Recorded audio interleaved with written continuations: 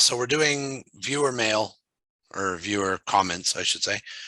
So number 3, let's say you've done everything correctly. You've built up your wealth. You've done everything right, and then you die. Well, we'll do on a high note. What's the best way to make sure that you transfer your wealth efficiently to your kids or your wife or your, whatever, the next generation? How do you make sure that you protect your wealth during that period? Excellent. There's a few things that the wealthy do, right? A few things that the wealthy do. One of the best things that they do is they involve their kids in the estate before they die. They become part of their companies and trusts and operating entities and things before they die, so that when mum and dad pass on, they're removed from the company or the trust or whatever, and the kids are already there controlling the assets. And maybe that means that there's no transfer tax. In Australia, we have a capital gains tax, and different countries have different things. But maybe that means that because the entity hasn't changed, it's just the people operating the entity has been removed by death, and someone else is still there. So involving the kids early, and actually that means actually having them signed on in key positions. It also means that you can teach them about what it means to operate wealth. I mean, it's a privilege to operate wealth, and it's a privilege to have that handed down from your parents. And we see it time and time again where it's stuffed up, and the parents have been too guarded to actually sit with the kids and explain to them and actually give them a little bit of rope to bleed through. The other thing that generally that ties in with the same sort of thing that wealthy people do is they utilise through the will structures and succession planning. They utilise things that in Australia we call them testamentary trust wills. So testamentary means basically formed upon death.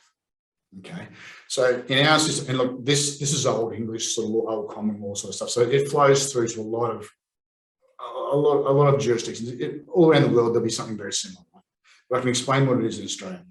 So what it means is that, in your will, when they start reading your will, oh, Terry's died, here it is, blah, blah, blah. I leave my watch here and that. And by the way, all my financial assets upon my death forms this trust called the May Trust.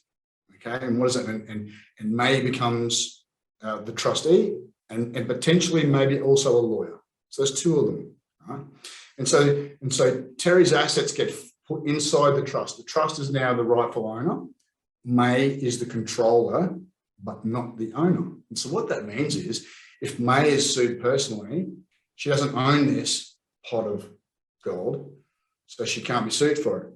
If she goes bankrupt, she doesn't own it, so she can't lose it. If she gets in Australia, if she gets remarried, unless she never would tell you, but if she did get remarried and then divorced, this was never an asset for matrimonial family split.